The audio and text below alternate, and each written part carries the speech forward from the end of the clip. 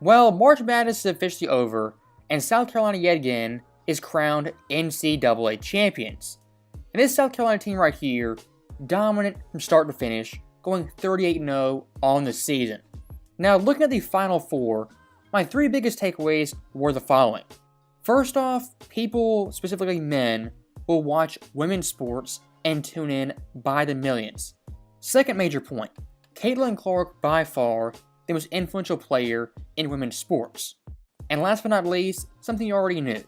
The people who hate seeing women succeed the most are indeed other women. You know, you look superhuman playing against 18-year-olds, but you're going to come with some grown women that have been playing professional basketball for a long time. Not saying that it's not going to translate, because when you're great at what you do, you're just going to get better.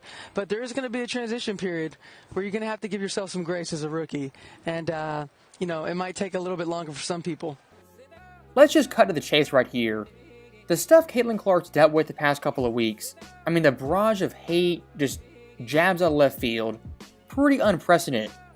And the last 24 hours alone, you can have full minute-long compilations of Brianna Stewart, Sue Bird, Taurasi, Jay Williams, all of them taking a dump on Clark and her overall influence for the women's game. And I do find it quite comical. For years we've been told WNBA players uplift each other and support each other in their success. Well, it took one superstar, one generational player, to just debunk that and have it thrown out the window. Now, putting those idiots to the side, Caitlin Clark, once again, the most influential player in all women's sports. Look at Iowa vs. LSU, broke records. Iowa vs. UConn, broke records. And Iowa vs. South Carolina, again, broke records. Now, of course, those other teams have great players, great in their own rights. But what's the common denominator? Caitlin Clark. And I give props to Dawn Staley because she's been doing this for 20, 30 years, played college WNBA, and is now coaching. She knows Caitlin Clark to the overall game, it's bigger than her. So I give Dawn Staley major props, one of the few people in the media, the few coaches, who understands Caitlin Clark, she's bigger than the game and bigger than herself. Now, one person who doesn't get this is some lady named Lynette Woodard, and you might ask, who is that? Well, good question.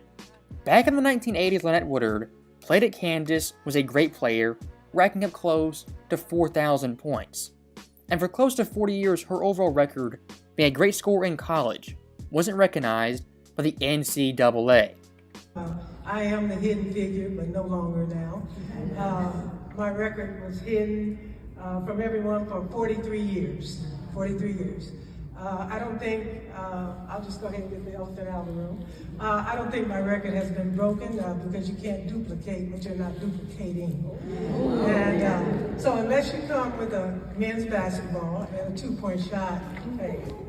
Now, just so we're clear, Caitlin Clark still at the end of the day scored more points than Lynette Woodard.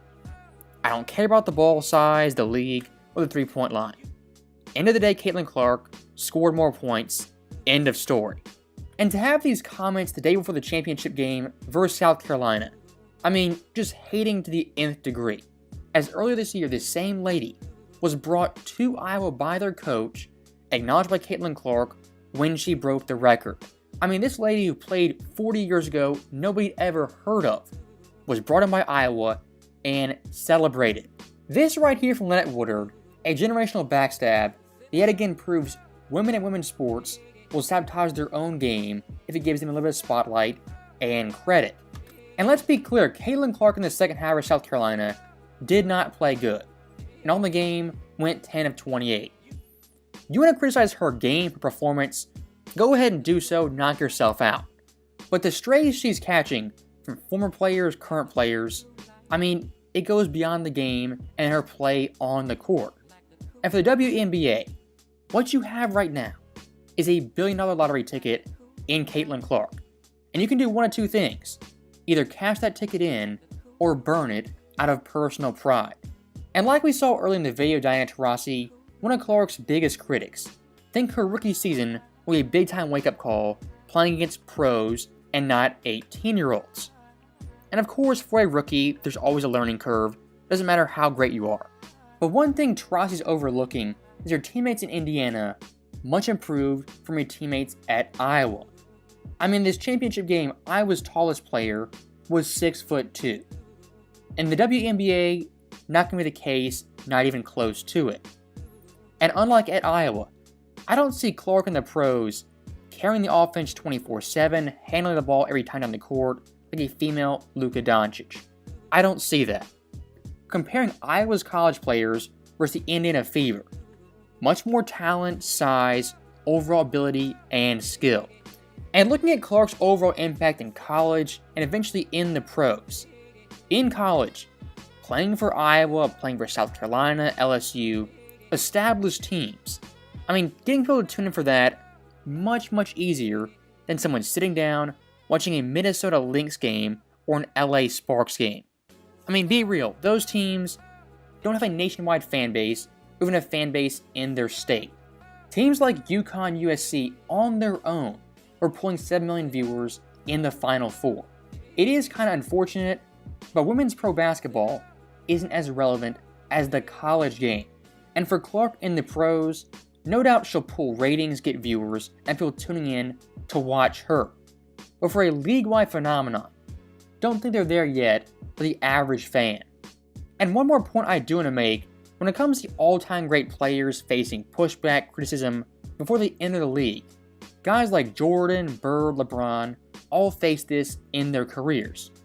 So that right there is some great context for Clark, LeBron, Jordan, guys of that caliber.